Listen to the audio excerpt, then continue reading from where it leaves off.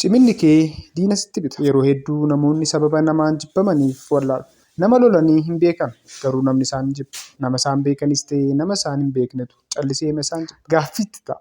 Maal godhee jennaan namni na jibba jedhanii dhiphinatti galu. Yeroo baay'ee namoonni sababa tokko malee namaan jibbaman namoota jaboodha. Jabina isaanii qooddachuus ta'ee argachuu kan hin dandeenye namni callisee isaan jibba. Isatti qabdutu akka namni diina sitti ta'u godha malee atumaa balleessitee. Yeroo hedduu maqaan namoota akka kanaa mata duree haasaa ta'a.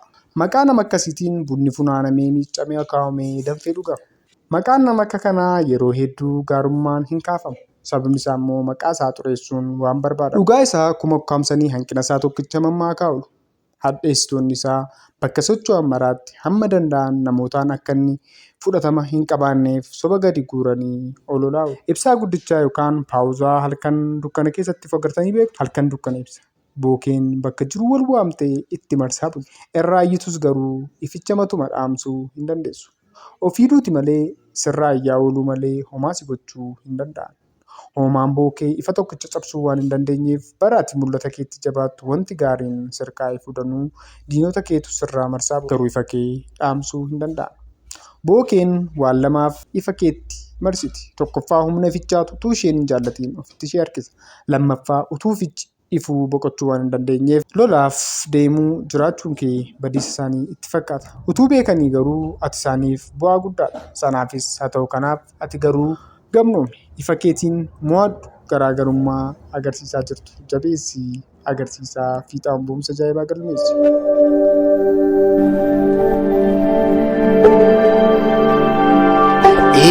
Intarteeymentii Siilaal. Akkam jirtu hordoftoota Siinaan Intarteeymentii. Qophii keenya har'aatiin iccitii milkaa'inaa jalatti akka irraa barattaniif isiniif qooduuf jirra. Isinis hanga dhumaatti nu hordofaa. Seera tokkoffaa iccitii milkaa'inaa. Yeroo tokko dhugaa osoo qabduu dubbachuuf akka dhabda. Yoo dubbattes dhugaa kee amansiisuuf fudhachiisuuf humna dhabda. Warri si dhaggeeffatan illee sobdootaa fi naaftotaan marfamanii dhugaa kee arguu dadhabu. Mee taatee mootii kanaa caqasaa. Mootii biyya tokkootu ture. Nama isaaf amanamaa tokkoof aangoo itti laachuun waggaa 30 kan tajaajileef tokko namooti kaan iddoo aangoo isaa dhaaluuf mootitti hamachuu eegalan. Akka inni mootii irratti shira xaxuuf qabeenya biyyaa saamaa jirutti mootitti himuu qofas miti ni amansiisanis. Mootichis akka du'iitti murtaa'u murtoo dabarsuun kan inni ittiin ajjeefamus saroota masaraa isaa adamoo kamiifuu oolaniif hamoon akka ajjeefamu jedhame. Namichi mootii isaaf amanamaa kunis waa tokko dubbatee amansiisuuf hin carraaqne. Sababni namooti kaan mooticha amansiisaniif maaliyyuu jedhu akka hin gammanne waan bareef waan tokko qofaa gaafate. Yaa mootii, haadha warraa koof dhaamsa, ijoollee koof qabeenyaa hangan hirutti dabalataanis namoota waan biraa qabaniif imaanaa isaanii hangan deebisutti guyyaa 10 qofaa naa laadhaa jechuun kadhata. Mootiinis akka inni hin banne waan beekaniif tole jedhanii fudhatan. Namichis gara mana isaatti galuun saantima warqee 100 fudhachuun gara namicha isa saroota kana kunuunsuutti deemuun guyyaa 10f akkan saroota kana sooru naaf eeyyame. Anis kanan siif laadha jechuun itti hime. Namni sunis tole jedhaan. Innis saroota sana guyyaa 10f sooruun guyyaa 11ffaatti dhiyaate.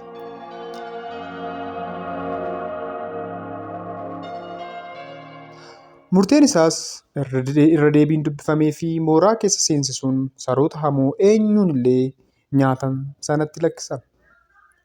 Saroonni sunis itti fiiganii miila isaa jala gangalatan. Qolee isaa utaalanii yaabanii gammachuun isa faana taphatan. Mootiinis waan ta'aa jirutti dinqamee ni raajeffate. Namichis mootiin saroota kana guyyaa 10f qofaan kunuunse. Sooree bu'aa isaa garuu ni agartu. Garuu waggaa 30 amanummaan isin tajaajilee garuu kunoo harki koo hidhamee akkan du'uuf diinonni koo himata jabaan irratti dhiyeessaniinan du'aaf qophaa'e. Bu'aa isaas argaa jirtu jechuun dubbate. Mootiinis yeelloon fuulli isaa dafqee hojii isaaniittis ni gaabban. Aangoo isaas deebisuu fi namoota himatan irratti murteeffate akka dabarsu eeyyamaniif. Namichis aangoo isaatti deebi'uun warra ajjeessuuf shiraniif dhiifama godhe. Guduunfaa. Namni amanamaan kun mootii kana dubbatee amansiisuu akka hin dandeenye beekeera. Garuu filannoon isaa saroota hamuu kana madaqfachuun gochaan amummaa isaa agarsiisuu filate. Diinonni isaa shira qindaa'een onnee mootii mo'ataniiru. Ijaateef dubbachuun akka hin moone ni beeka. Kanaaf dubbachuurraa gochaan akka mo'u amanee daandii isaas tooftaan irra aanuun agarsiisa. Aangoo isaattis ni deebi'e. Diinonni isaas harka isaa seenan. Garuu inni haaloo hin ba'an. Amanummaan mootiif uummata tajaajile malee. Kunis amanummaa isaa mirkaneessa. Hordoftoota keenya amma immoo mata duree biraatti ceena. Isinis like, comment, subscribe nu gochuu hin dagatinaa.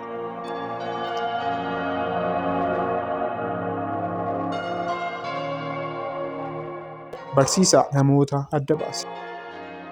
Filoosofaroonni karaa sirrii hin barsiisne. Negatiiv filoosofaroonni jechuudha.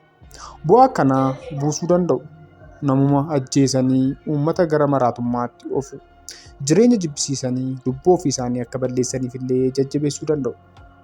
Zeem Giriik keessatti filoosofaroota akka kanaa keessaa isa tokko ture. Jireenya isaa guutuu hordoftoota isaa lubbuu ofii balleessuun akka gootummaa ta'etti barsiisaa jiraate.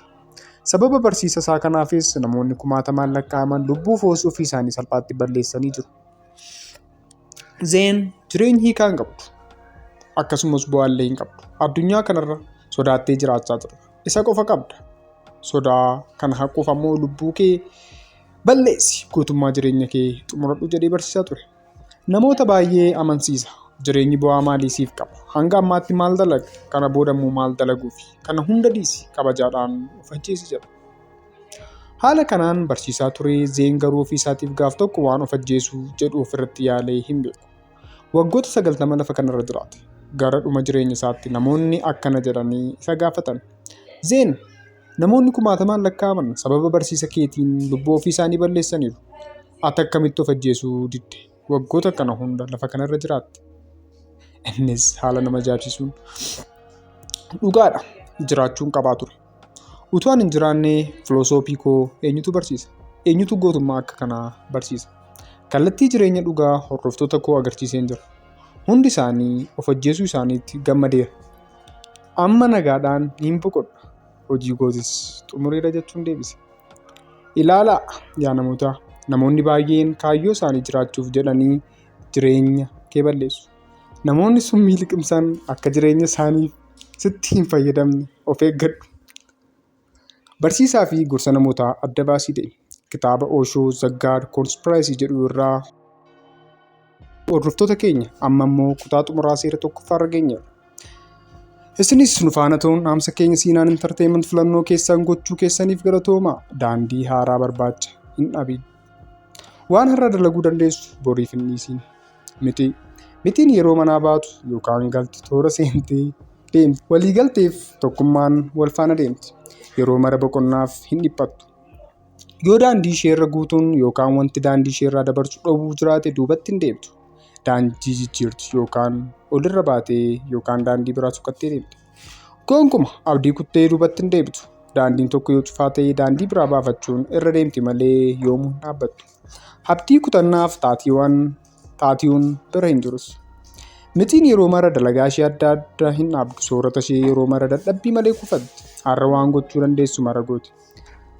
Soorata hangamuu kufattee haa qabaattu nagaa jettee hin teessu. Yeroo mara dalagaa ishee idilee irraa hin dhaabbattu. Yeroo mana ishee bahuu hin dandeenye mudachuun waan maluuf hanga dalaguu dandeessu ol boqonnaa malee dalagdi. Qorumsa ishee mudatuuf harka laachus. Yeroo mara waan haaraa barbaaddi. Mo'amuu hin feetu. Harka laattees hin beektu. Mitiin yeroo mara daandii irra deemtu hin dagattu. Tokkummaa ishees hin diigdu. Tokkummaan wanta isheetti cimu kamittuu duultee harka laachifti. Arba leenca gafarsa namas ni ciniiti. Mo'achuuf ni duutillee malee harka laattu. Waan hagana ishee caalu kamiinuu sodaa malee ejjennuun of jala galchuuf jabinaan ittiin qabdi. Wantoota hangaan ishee caalu tooftaaf tokkummaan waliin taatee baattee fudhattee deemti. Humni ishee tokkummaa ejjennoo kaayyoo isheef amanamuudha. Kanaaf mitiin jabina qabdu hojiitti jijjiiruun itti fayyadamti. Yeroo maras mana mitii soorati dhabamee hin beeku.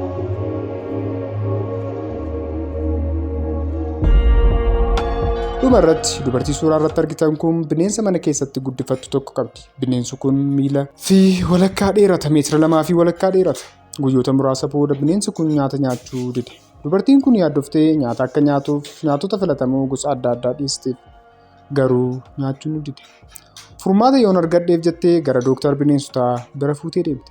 Dooktarri kun gaaffii tokko gaafachuu ni jalqabe. Akkas jechuunis gaafateen. Bineensi kun haala kamiin ciisa? jedheen. Isheenis jalqaba irratti gaafan dirribaa ka'u bukkee yookaan cina koo ciisaa ture. Guyyaa itti aanu immoo guutummaa guutuutti dhagna koo irra diriiree isaa rafuun arge. Guyyaa biraa immoo utuu inni naannoo mataa kootii diriiree ciisuun argiteetti. Tokkoon tokkoon waan ta'e hunda isaa itti himte. Dooktarichis ajaa'ibsiifannaan erga dhaggeeffateen booda akka isheen rakkoo keessa seenaa jirtuu fi akka isheen bineensa kana dhaabbata warra bineensa kunuunsanitti dabarsitee bineensicha kennituuf gorseen. Bineensi kun nyaata nyaachuu kan dhaabsiseef garaa isaa keessatti bakki bal'aan yookaan firii ispees akka fuuf yaadeetti. Kan inni immoo kallattii adda addaan sibira ciisaa ture akkamittiin akkas liqimsuu beekuuf jedhee hanga kee safaraa ture jedheen. Dhaamsan isiniif qabu. Gochi jaalalaa fakkeessuun namoonni sirratti raawwatan hunduu jaalala ta'uu dhiisuu danda'u. Jaalalli hundi jaalala miti. Hariiroon hundis hariiroo gaarii miti. Tokko tokko hiriyaa gaarii of fakkeessee sitti siqatee si miidhuuf roga hanqina keetii qorata.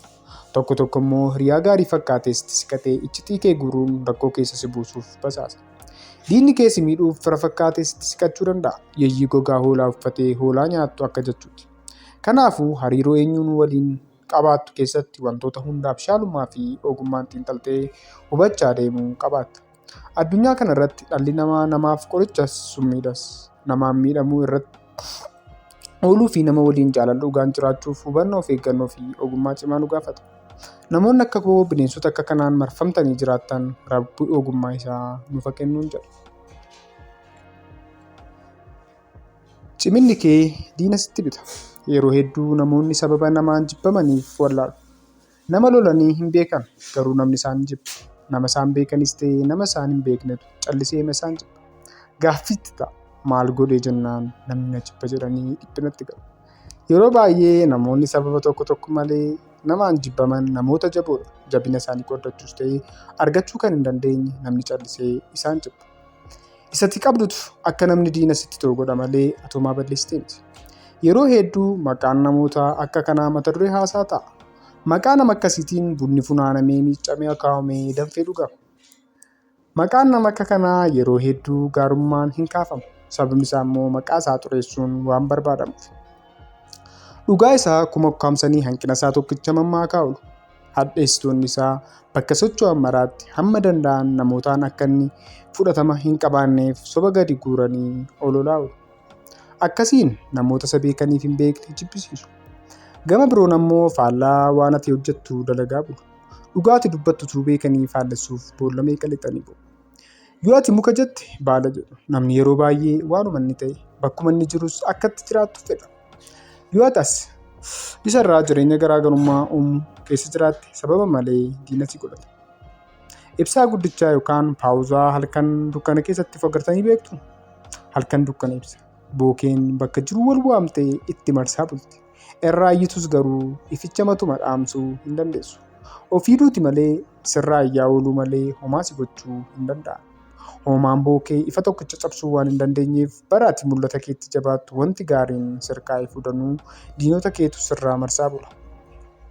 Garuu ifa kee dhaamsuu hin danda'an. Bookeen waan lamaaf ifa keetti marsiti. Tokkoffaa humna ifichaatu utuu isheen hin jaallatiin ofitti ishee harkisa. Lammaffaa utuu ifichi ifuu boqochuu waan hin dandeenyeef lolaaf deemuu jiraachuun kee badiisa isaanii itti fakkaata. Utuu beekanii garuu ati isaaniif bu'aa guddaadha. Sanaafis haa ta'u kanaaf ati garuu gamnoome ifa keetiin mo'adhu garaagarummaa agarsiisaa jirtu. Jabeessii agarsiisaa fiixaan bu'umsa ajaa'ibaa galmeessi. Hordoftoota keenya hanga dhumaatti waan nu hordoftaniif galatoomaa. Kutaa lammaffaa immoo isiniif qabannee dhiyaanna. Kan qopheesse Siinaan Huseen kan isiniif dhiyeesse Anolii Qaadidhaa yookaan Oliveridha. Siinaan Entertainment subscribe gochuun akkasumas like gochuun yaada nuuf laachuun nu faana ta'an dhaamsa keenya. Torban gaarii.